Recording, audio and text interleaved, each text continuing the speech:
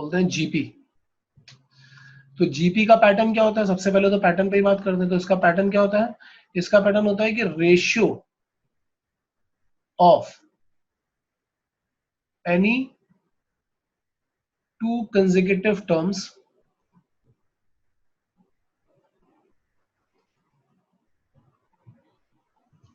Is constant. और क्योंकि ratio है तो ऑब्वियसली वो नॉन जीरो होगा। ठीक है, जैसे अगर मैं बोलता हूँ कि सपोज कुछ नंबर्स मैंने ले लिए जो जीपी फॉलो कर रहे हैं, T1, T2, T3 and so on, Tn-1 and Tn, these numbers are in GP।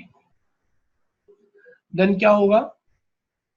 Then होगा T2 upon T1, T3 upon T2 and so on. ये सब जो होंगे ना, ये सब इक्वल होंगे और ये कांस्टेंट होंगे। मतलब हम Tn अपॉन Tn-1 तक इन सबको बोल सकते हैं कि ये सब कांस्टेंट वैल्यू ले रहे होंगे। इस कांस्टेंट वैल्यू को हम लोग जनरली R से डिनोट करते हैं, और ये नॉन जीरो कांस्टेंट होगा क्योंकि रेशियो है इसलिए नॉन जीरो होगा। और इस R को हम लोग बोलते हैं कॉमन रेशियो। Common ratio. ठीक है, तो अब अगर हमें फॉर्म करना पड़े, कोई जीपी फॉर्म करना पड़े, तो हम कैसे फॉर्म करेंगे? सपोज मैं बोल रहा हूं कि हमारे पास फर्स्ट टर्म मैंने ले लिया है ए एंड कॉमन रेशियो मैंने ले लिया है आर। सपोज ये गिवन है और इस कंडीशन के अकॉर्डिंग मुझे पूरा का पूरा जीपी फॉर्म करना है। तो हम जीपी कैसे फॉर्म करेंगे? फर्स्ट टर्म ए है, सेकेंड टर्म हमें कैसे मिलेगा? T2 can be written as T1 into R, so it will be A into R। Now third term can be written as second into R, तो फिर इसको R से multiply करोगे तो A are square, A R cube and so on, ऐसा GP चल रहा होगा। और अगर मुझे इसका जनरल टर्म निकालना पड़ जाए, जनरल टर्म मतलब nth टर्म, तो nth टर्म क्या हो जाएगा? a into are raise to the power n-1। क्योंकि ध्यान से देखो, सेकेंड टर्म में क्या है? 2-1, थर्ड में है 3-1, पावर में देखना फोर्थ में है 4-1, तो nth टर्म में क्या जाएगा? nth टर्म में आएगा n-1। तो ये एक बहुत इंपॉर्टेंट फॉर्मूला होता है जिसपे कई सारे क्वेश्चन बेस्ड होते हैं। तो पहला फॉर्मूला जो इंपॉर्टेंट फॉर्मूला है वो ये आ जाता है हमारे पास। यहां तक किसी को कोई डाउट है? इसके बाद दूसरा फॉर्मूला बनता है, that is sum of n terms. Sum of n terms, तो सम ऑफ n टर्म्स को हम लोग डिनोट करते हैं एस एन से, और इसका फॉर्मूला क्या होता है? a into are raise to the power n-1 upon r-1। अच्छा, कुछ कुछ बुक्स में ऐसा भी लिखा होता है कि a into 1 - r raise to the power n upon 1 - r। दोनों ही फॉर्मूले सेम है। ऊपर अगर माइनस कॉमन निकाल लोगे यहाँ से और यहाँ से तो ये वाला फॉर्मूला बन जाएगा, या नीचे वाले फॉर्मूले में माइनस मल्टीप्लाई कर लो तो दोनों ही फॉर्मूले सेम है। सम ऑफ n टर्म्स का ये फॉर्मूला होता है। ये फॉर्मूला आता कहाँ से, अभी हम इस पर डिस्कशन करेंगे, लेकिन तुम्हें ये याद रखना है कि ये फॉर्मूला होता है सम ऑफ n टर्म्स का। ठीक है, क्योंकि ये भी क्वेश्चंस में बहुत ज्यादा यूज होता है। इसके अलावा एक और फॉर्मूला होता है जिसको हम बोलते हैं सम ऑफ इनफाइनाइट टर्म्स, लेकिन उसकी कुछ कंडीशन भी होती है। तो हम सब कुछ, ये वाला तो हमने देख ही लिया, ये दोनों हम प्रूफ भी करेंगे। तीसरा फॉर्मूला है सम ऑफ इनफाइनाइट टर्म्स, क्योंकि हो सकता है ये सीरीज इनफाइनाइट तक जा रही हो। उसको हम डिनोट करते हैं एस इंफिनिटी से, और वो सम आता है a अपॉन 1 - r। लेकिन यहाँ पे एक कंडीशन याद रखनी पड़ेगी, ये जब भी हम लगा रहे होंगे। तो यहाँ पे जो हमारा ये कॉमन रेशियो है ना, कॉमन रेशियो -1 से +1 के बीच में लाई करना चाहिए। मतलब कि ये फ्रैक्शन होना चाहिए, उससे बड़ा नंबर नहीं होना चाहिए, तब हम ये वाला फॉर्मूला अप्लाई कर पाएंगे, अदरवाइज हम ये वाला फॉर्मूला अप्लाई नहीं कर पाएंगे। ठीक है, क्यों नहीं कर पाएंगे वो अभी थोड़ी देर में क्लियर हो जाएगा। हाँ, मैं तुम्हें बताऊंगा तो अपने आप क्लियर हो जाएगा तुम्हें ये। क्योंकि होता क्या है, खुद सोच के देखना थोड़ा सा। सम का मतलब क्या हो गया कि हम सारे नंबर ऐड करते चले जा रहे हैं। जैसे मैं तुम्हें एक डिराइव करके दिखाता हूँ, सम ऑफ n टर्म डिराइव करके दिखाता हूँ, तो तुम्हें अपने आप समझ में आ जाएगा कि वो इन्फिनिटी वाले में ऐसा क्यों हो रहा होगा। देखो, सम ऑफ n टर्म्स का मतलब क्या है? एस एन का मतलब है कि A are square and so on A R raise to the power n-1, ऐसा होता है। n टर्म्स का सम ये होगा। अगर इनफाइनाइट होता तो ये इन्फिनिटी तक जा रहा होता।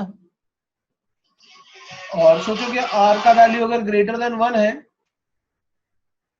r का वैल्यू अगर ऐसा है कि वो ग्रेटर देन 1 है, मतलब हमने 2 ले लिया है, तो ये वैल्यू देखना इंक्रीज ही होती जाएगी। यहाँ पे 2 होगा, यहाँ 4 होगा, यहाँ 8, 16, आगे जाते जाओगे तो कहां जा रहा होगा, इन्फिनिटी तक जा रहा होगा। तो वहां पे कोई फाइनाइट वैल्यू तो कैलकुलेट कर नहीं सकते। अगर ये पॉजिटिव रहे सारे टर्म तो इन्फिनिटी हो जाएगा, ऑल्टरनेट पॉजिटिव नेगेटिव रहे तो कभी प्लस इन्फिनिटी या माइनस इन्फिनिटी भी हो सकता है। तो इसके लिए जब भी r ग्रेटर देन 1 या r लेस देन -1 होगा, तब तो वो इन्फिनिटी या माइनस इन्फिनिटी की तरफ जा रहा होगा, कोई फाइनाइट वैल्यू ले नहीं रहा होगा। फाइनाइट वैल्यू वो तभी लेगा जब r का वैल्यू कैसा होगा, -1 से +1, यानी फ्रैक्शन होगा।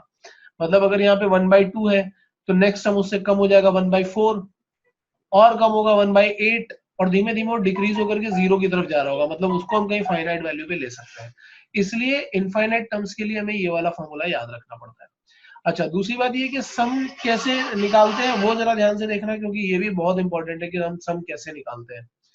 सम निकालने के लिए क्या होगा कि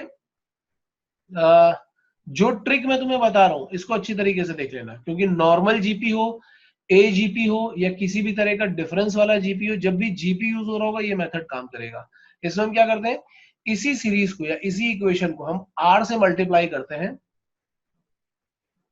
और एक टर्म शिफ्ट कर देते हैं। मतलब यहाँ पे भी सारे टर्म से आर से मल्टीप्लाई करोगे, लेकिन जब यहाँ पे ए में आर से मल्टीप्लाई करोगे तो उसको इधर लिखो, लिखो कहीं पे भी, कोई ज्यादा फर्क नहीं पड़ता है, इधर भी लिखोगे तो उतना डिफरेंस नहीं है, लेकिन वो ए आर से मैच करता हुआ दिख रहा है इसलिए मैंने शिफ्ट कर दिया है। ए आर को मल्टीप्लाई करोगे आर से तो ए आर स्क्वायर हो जाएगा, एंड सो ऑन लास्ट वाले टर्म को आर से मल्टीप्लाई करोगे तो A R raise to the power N आ जाएगा। ये दूसरी इक्वेशन बन गई। Now what you have to do is to subtract these two equations, इन दोनों को सब्ट्रैक्ट कर लो। सब्ट्रैक्ट करोगे तो क्या होगा, मैक्सिमम टर्म्स तो कैंसिल हो जाएंगे, ये वाले टर्म सब कैंसिल हो जाएंगे, यहां तक सब कैंसिल हो रहा होगा। इधर देखोगे अगर एस एन कॉमन निकालोगे तो क्या आएगा, 1 माइनस आर, यहाँ पे एक term A as it is आ जाएगा, और ये वाला टर्म क्या आएगा, माइनस साइन के साथ आएगा। इसमें से अगर हम ए कॉमन निकाल लेते हैं तो it is 1 minus R raise to the power N. तो ये हमें किसका वैल्यू मिला, एस एन का वैल्यू मिला, S N into 1 minus R का वैल्यू। तो जब हम यहाँ से एस एन का वैल्यू निकालेंगे तो it will be a into 1 minus R raise to the power n upon 1 minus R. ये आ गया हमारे पास एस एन का वैल्यू। क्लियर है करने के लिए डिराइव, बाकी तो तुम्हें आराम से समझ में आ जाएंगे।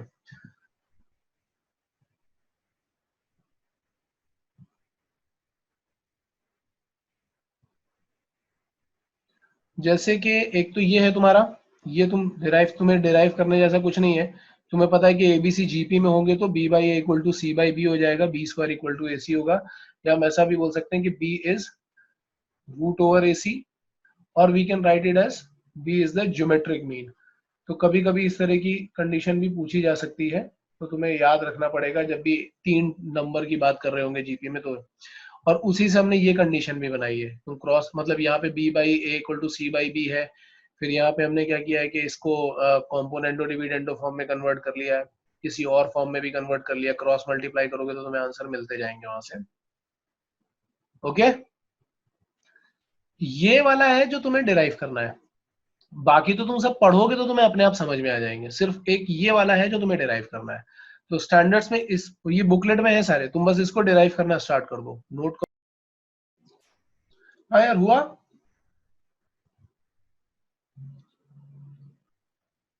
काव्या, हुआ प्रथमेश, नहीं, चलो देखो, मैं लेफ्ट हैंड साइड डिराइव करूंगा, वैसे ही तुम राइट हैंड वाला कर लेना। टी एन क्या लिखा हुआ है, एक सेकेंड, टी एन हो जाएगा A into are raise to the power N minus one, और अगर हम टी के लिखेंगे तो टी के हो जाएगा A into are raise to the power N minus sorry K minus one. अभी मैं दोनों को डिवाइड कर देता हूं, तो टी एन अपॉन टी के, तो उसमें से ए कैंसिल हो जाएगा, यहाँ पे आ रहा होगा r raise to the power N minus one upon r raise to the power k minus one. इसको हम ऊपर लेकर के जाएंगे, so here T n upon T k can be written r raise to the, यार क्या हो रहा है, r raise to the power N minus k, ठीक है। और दोनों साइड पे मैं होल पावर लगा देता हूँ 1/n-k। अगर यहाँ पे मैं 1/n-k लगाऊंगा और यहाँ पे भी 1/n-k लगाऊंगा तो ये सिंपल r आ जाएगा। इसी तरीके से दूसरे वाले टर्म को भी सिंप्लीफाई करोगे तो वो भी r आ जाएगा।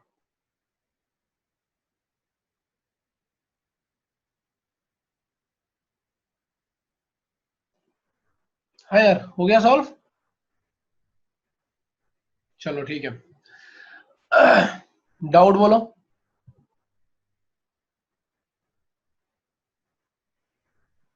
फर्स्ट में है, ठीक है। फोर्थ क्वेश्चन में बोल रहा है x 2x + 2 3x + 3 are in GP then the fourth term. ठीक है, तो हमें फर्स्ट ऑफ ऑल तो x का वैल्यू निकालना पड़ेगा, तभी हमें जीपी पता चल पाएगी। तो अगर हम फोर्थ टर्म को यहाँ पे सॉल्व कर रहे हैं यार, हम बोलेंगे कि मिडिल टर्म का स्क्वायर करोगे तो it is same as first term into last term, ऐसा कुछ आना चाहिए, है ना।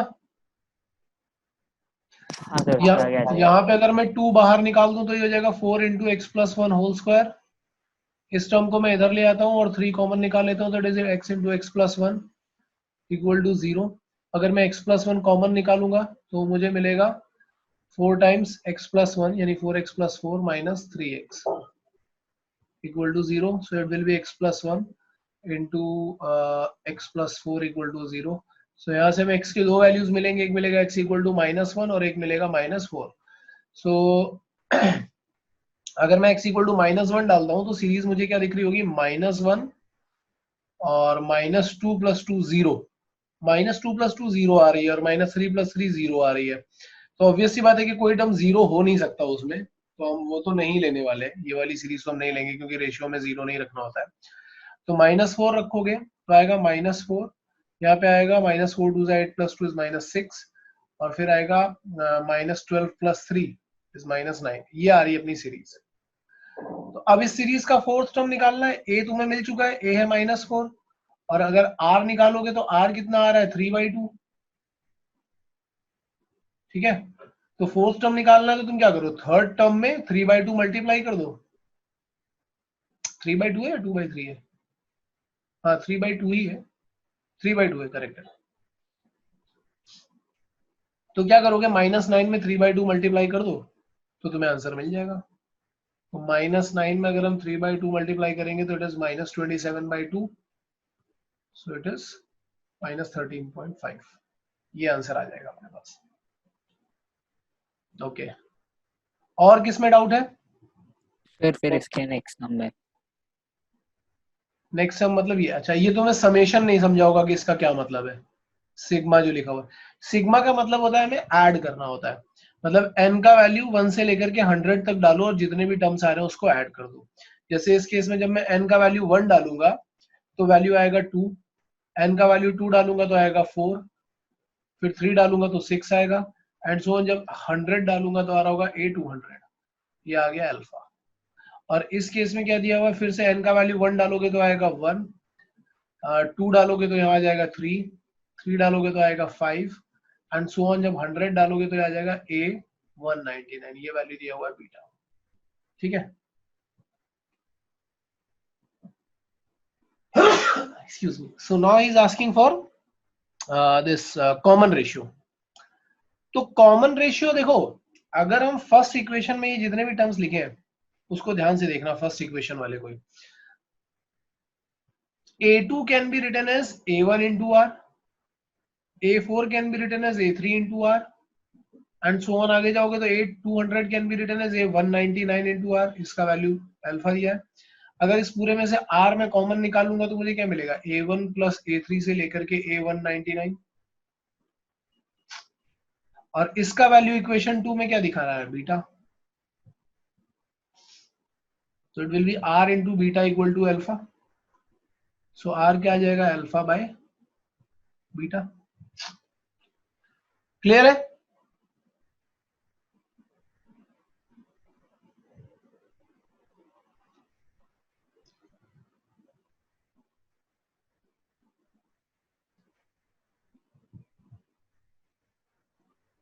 उसके बाद सर थर्ड क्वेश्चन। कौन सा, थर्ड वाला? ठीक है, थर्ड वाला क्वेश्चन बोल रहा है for an infinite GP, infinite GP, और उसका फर्स्ट टर्म 1 दिया हुआ है, मैंने कॉमन रेशियो r ले लिया, तो 1 r r square r cube ऐसा करके इनफाइनाइट तक जा रहा होगा। ठीक है, और वो क्या बोल रहा है कि जीपी कंडीशन फॉलो कर रही है कि any term is equal to all the succeeding term, यानी अगर मैं 1 को लिखूंगा तो 1 can be written as r plus r square plus r cube plus and so on up to infinity. तो 1 कैन बी रिटन एज, अगर ध्यान से देखोगे तो ये भी तो जीपी ही लिखी हुई है, जिसका फर्स्ट टर्म क्या है r, और कॉमन रेशियो भी r है, तो it is r upon 1 minus r, cross multiply करोगे तो 1 minus r equal to r, so we get 1 equal to 2r और r equal to half. r का वैल्यू हाफ मिल गया तो हमारे पास जीपी क्या आ जाएगी, GP is 1, 1/2, 1/4 and so on. Sum भी निकालना होगा तो निकाल सकते हो। नोट किया? क्वेश्चन नंबर 4 में डाउट है? सर क्या आप सिर्फ उसका आंसर बता सकते हो अब चेक करने के लिए? आंसर कुछ आ रहा होगा 7/9 into 10 raise to the power n minus 1 upon 9, something like that आ रहा है। मतलब इसका ट्रिक है कि हम पहले 7 कॉमन निकालेंगे, 9 से मल्टीप्लाई डिवाइड करेंगे। क्वेश्चन नंबर 4 जैसे क्वेश्चन में हम क्या करते हैं, जैसे ये लिखा हुआ है ना, एस एन इक्वल टू क्या लिखा है, 7 plus 77 plus 777 up to n terms, ऐसा लिखा हुआ है। ठीक है, तो ऐसे क्वेश्चन में क्या करो, पहले 7 कॉमन निकाल लो। 7 कॉमन निकाल लोगे तो आ जाएगा 1 plus 1 1 plus 1 1 1 plus and so on up to n terms, और फिर क्या करो 9 से मल्टीप्लाई डिवाइड कर दो, तो ये आएगा 9 plus 99 plus 999 plus and so on up to n terms. Now जो ये 9 लिखा हुआ है, this 9 can be written as 10 minus 1, 99 can be written as 100 minus 1, and then 999 can be written as 1000 minus 1, and so on up to n terms. ठीक है, so it is 7/9। अभी जितना भी पॉजिटिव नंबर है इनकी सीरीज बनाओगे तो क्या आएगा, 10 plus 100 plus 1000 and so on up to n terms, और ये जो minus one minus one minus one चल रहा है ये माइनस n आ जाएगा 7/9। अब यहाँ पे अगर ये 10 वाली जीपी लगाओगे तो क्या हो जाएगा, a into are raise to the power n minus 1 upon r minus 1 करोगे तो ये आ रहा होगा माइनस n आ रहा होगा, फिर 7/9 को अंदर मल्टीप्लाई कर दो तो फाइनल आंसर आ जाएगा। तो ये क्वेश्चंस ऐसे किए जा सकते हैं।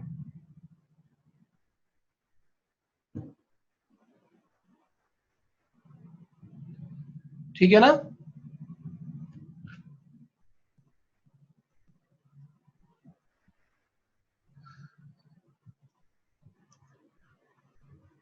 नोट करो एक बार, फिर चलते हैं आगे। और बुकलेट में जो भी प्रैक्टिस प्रॉब्लम्स बच रहे हैं ना, ये सब के सब ट्राई कर लेना यार, कुछ कुछ प्रैक्टिस प्रॉब्लम अभी बुकलेट में बचे हुए हैं, तो वो तुम लोग सब एक बार ट्राई कर लेना घर पे।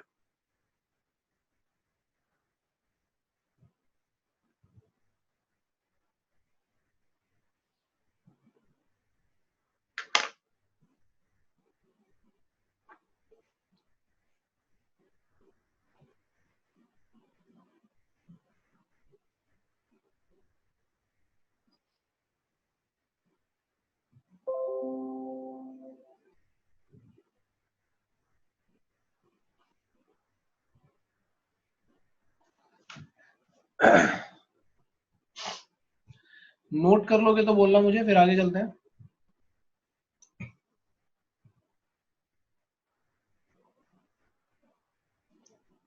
नेक्स्ट है प्रॉपर्टीज ऑफ जीपी।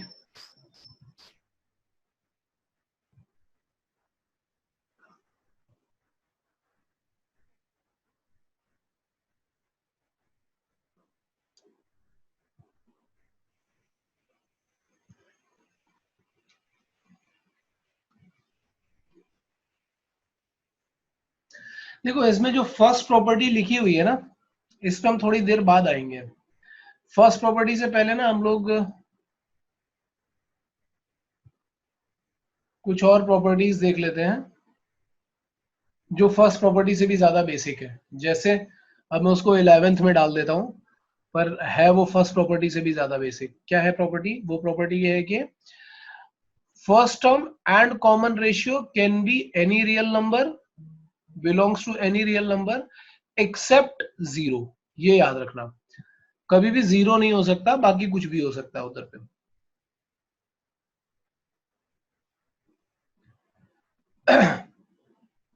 दूसरी बात, दूसरी प्रॉपर्टी उसने यहाँ पे, ये जो सेवेंथ प्रॉपर्टी है ना, इसको मैं जनरली सेकंड प्रॉपर्टी में डालता हूँ। ये प्रॉपर्टी वैसे तुम ऊपर भी देख चुके हो, ऊपर जस्ट मैंने बताया था कि वहां पे B by A equal to A by B होता है, क्रॉस मल्टीप्लाई करते हैं तो ये आ जाता है। ठीक है, एक थर्ड प्रॉपर्टी और है जिसमें हम लोग वही सिलेक्शन ऑफ नंबर्स करते हैं, selection of numbers in GP. जैसे मैंने एपी में बताया था, यहाँ पे हम जीपी का देखते हैं।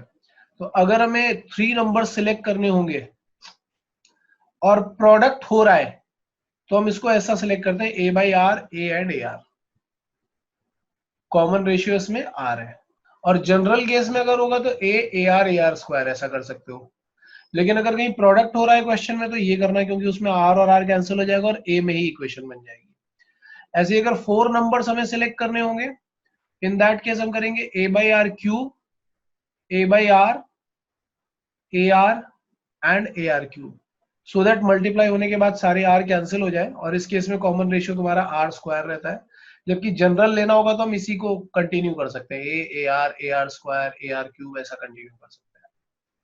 फॉर 5 नंबर्स हम करेंगे a by r square, a by r, a r and a are square, इसका कॉमन रेशियो आर है। और जनरल केस होगा तो यही कंटिन्यू कर दो आगे, कोई प्रॉब्लम नहीं है। तो जहां पे भी प्रोडक्ट हो रहा होगा वहां पे नंबर इस तरीके से कंसीडर करना, सो दैट प्रोडक्ट करना पड़े तो नंबर अपने आप एडजस्ट हो जाए। ठीक है, तो ये थर्ड प्रॉपर्टी होगी। पहले इस पे क्वेश्चन कर लेते हैं यार, थर्ड प्रॉपर्टी पे।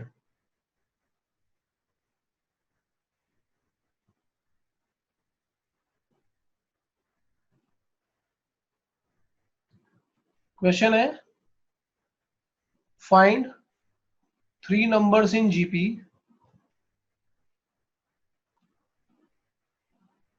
having sum 19 and product 216।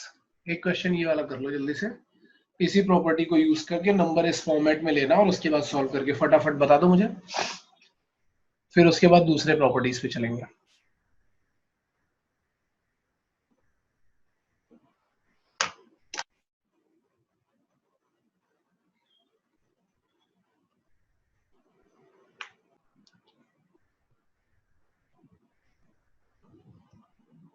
यार किसी को डाउट हो तो बोलो तो करें, नहीं तो फिर आगे कुछ और करते हैं। मानसी हो गया सॉल्व? प्रथमेश ठीक है, आंसर क्या आ रहा है? 4, 6 एंड 9।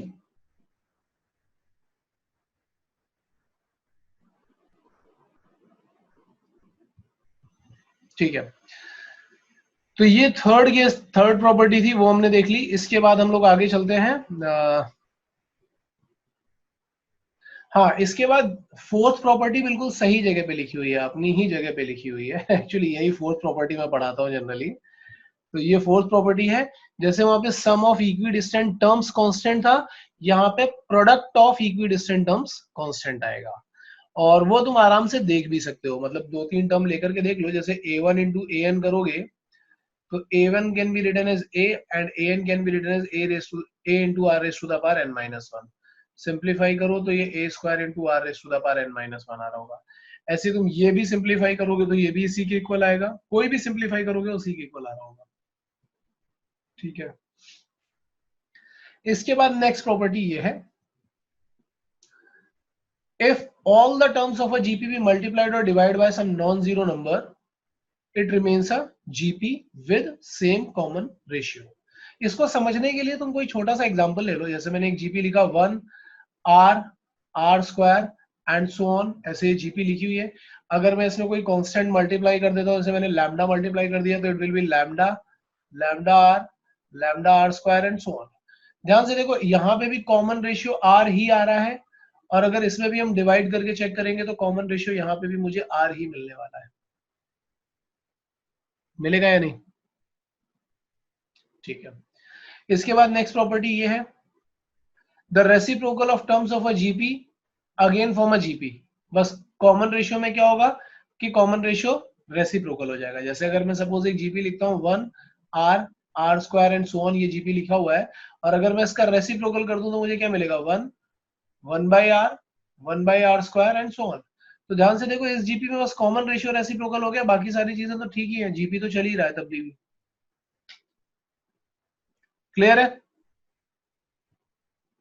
नेक्स्ट पे चलते हैं, इस प्रॉपर्टी पे। If each term of a GP with common ratio R be raised by some constant power, then the resulting sequence also form a GP, बस अब उसका common ratio R power K हो जाएगा। जैसे फिर से मैं एक स्टैंडर्ड जीपी लिख देता हूँ 1 are are square and so on, और मैं क्या कर रहा हूँ इसमें, अब जितने भी टर्म्स है सबको पावर K दे रहा हूँ, तो ये आ जाएगा 1 power K, that is 1, then R power K, then R power 2K, R power 3K and so on. तो देखो ध्यान से देखो, ये फिर से जीपी बन रहा है, बस कॉमन रेशियो क्या हो जाएगा, इसका common ratio R power K हो जाएगा। क्लियर? देन इस प्रॉपर्टी पे आते हैं, if the terms of a GP are chosen at regular interval, जैसे सेम एपी में था वैसे यहाँ पे भी है। जैसे एक जीपी लिखा हुआ है suppose 1 are are square r cube r power 4 r power 5 r power 6 r power 7, ऐसे लिखे हुए हैं, बहुत सारे टर्म्स लिखे हैं। मैंने क्या किया, पहले फर्स्ट टर्म उठाया, फिर दो टर्म छोड़ करके ये उठाया, फिर दो टर्म छोड़ करके, यार मेरी आवाज सुनाई पड़ रही है? ओके, तो मैं दो दो टर्म छोड़ करके उठा रहा हूं, तो जो नया सीक्वेंस बन रहा होगा देखो क्या बनेगा, 1 r cube r power 6 and so on. और ध्यान से देखो, ये भी जीपी बन रहा है, मतलब अगर रेगुलर इंटरवल के बाद भी टर्म्स उठाते हैं तो वो भी जीपी बनेंगे ही बनेंगे।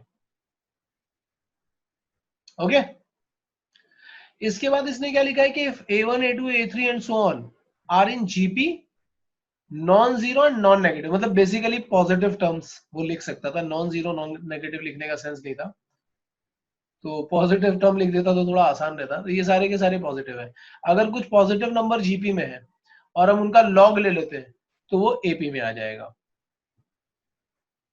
ठीक है, मतलब जैसे सोच करके देखो, यहाँ पे लिखा हुआ है 1 are are square r cube and so on, इनका लॉग देखो, लॉग वन तो जीरो आ जाएगा, log r is log r, log r square क्या हो जाएगा 2 log r, log r cube करोगे तो क्या हो जाएगा 3 log r and so on.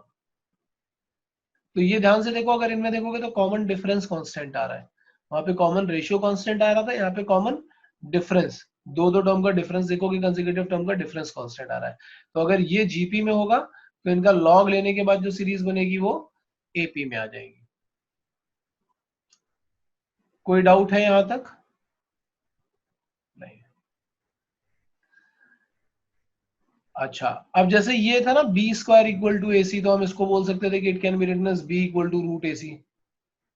ऐसे देखो क्या होगा कि अगर तुम इक्वल डिस्टेंस पे तीन टर्म उठाते हो, जैसे मैंने एक टर्म लिया टी आर माइनस पी, फिर एक टर्म लिया टी आर, और फिर एक टर्म लिया टी आर प्लस पी, तो ये भी तीनों जीपी को फॉलो करेंगे ही करेंगे श्योरली।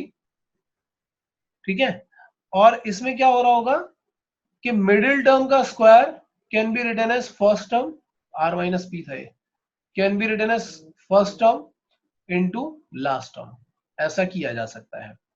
और ये समझना भी बहुत आसान है, अगर हम इसको एट्थ वाले को यहां समझते हैं, टी आर प्लस पी लिखना होगा, तो एक्चुअली वो क्या हो जाएगा t r into are raise to the power p, क्योंकि पी टाइम्स हमें आर मल्टीप्लाई करना पड़ेगा।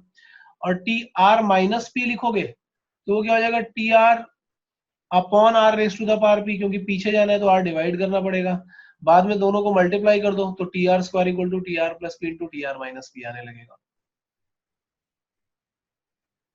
काव्या, ये क्लियर है या नहीं?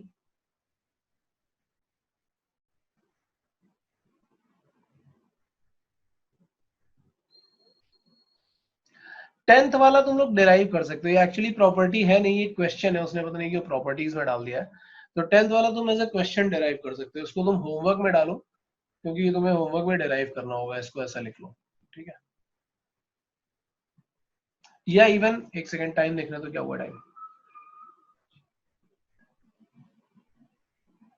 5 मिनट का टाइम दे रहा हूं मैं इसको डिराइव करने के लिए। Insertion of n geometric means. तो मैंने तुम्हें पहले ही बता दिया था कि ये मीन्स क्या होते हैं, ये बात तो तुम्हें समझ में आ गया होगा कि ज्योमेट्रिक मीन्स का मतलब क्या है कि पूरा जीपी बन जाना चाहिए उनके इंसर्शन के बाद। सो सपोज गिवन नंबर्स है अपने पास ए एंड बी, एंड दोनों पॉजिटिव होने चाहिए। A and b are two given numbers and we have to insert n GMs, ठीक है। सो मैं क्या कर रहा हूं यहाँ पे, मैं ऐसे दिखाऊंगा ए G1 G2 G3 and so on Gn and B। ये पूरा में किस में दिखाना है, ये पूरा में दिखाना है जीपी में। और हमें क्या क्या कैलकुलेट करना है, G1 G2 G3 ये सब कुछ कैलकुलेट करना है। अगर हमने कॉमन रेशियो कैलकुलेट कर लिया तो G1 हमारे पास क्या आ जाएगा, A into r, G2 will be A into r square, G3 निकालेंगे तो A into r cube and so on. Gn अगर निकालना पड़ेगा तो A into are raise to the power n, ऐसा आ जाएगा, ठीक है। सो R मिल जाए तो हमारा काम हो जाएगा। तो पहले मैं देखता हूं कि यहाँ पे टोटल नंबर ऑफ टर्म्स कितने हैं। So total number of terms है हमारे पास n+2, दिख रहा होगा n+2 है। Tn+2 का फॉर्मूला लगाएंगे तो आ जाएगा A into are raise to the power n+2 - 1। तो लास्ट टर्म है b, फर्स्ट टर्म है a, और r के ऊपर पावर कितना आ रहा है n+1। a को मैं वहां डिवाइड करूंगा तो it is b/a r raise to the power n+1। और अगर मैं यहाँ से r का वैल्यू कैलकुलेट करूंगा तो r का वैल्यू मुझे क्या मिलेगा, b/a whole raise to the power 1/n+1। ये मुझे मिल गया r का वैल्यू। और अगर ये r का वैल्यू मैं वहां पे सब्स्टिट्यूट कर देता हूं तो मुझे G1 G2 G3 ये सारी वैल्यूज यहां से मिलने शुरू हो जाएंगे, ठीक है। और यहीं से एक फॉर्मूला हम और भी बना लेते हैं, that is product of GMs, product of GMs. तो वो क्या बन जाता है, मतलब हमें अगर G1 into G2 into G3 and so on Gn इन सब का प्रोडक्ट निकालना होगा तो ये बनता है AB raise to the power n/2। और ये डिराइव करना ज्यादा डिफिकल्ट नहीं है, तुम ऐसे देख सकते हो कि G1 इंटू Gn क्या हो जाएगा, AB। इक्विडिस्टेंट टर्म वाली कंडीशन से देखो, product of equidistant term constant होता है ना। तो अगर मैं ऐसे बोलूंगा कि G1 into Gn this is same as AB, then G2 into Gn -1 again same as AB, और ऐसे ऐसे करते जाएंगे तो n/2 टर्म्स का प्रोडक्ट हो जाएगा। तो AB into AB into AB how many times, n/2 times. So it is AB raise to the power n/2, ऐसा आ जाएगा। क्लियर है ये, कोई डाउट है किसी को यहां तक, नोट करो इसको।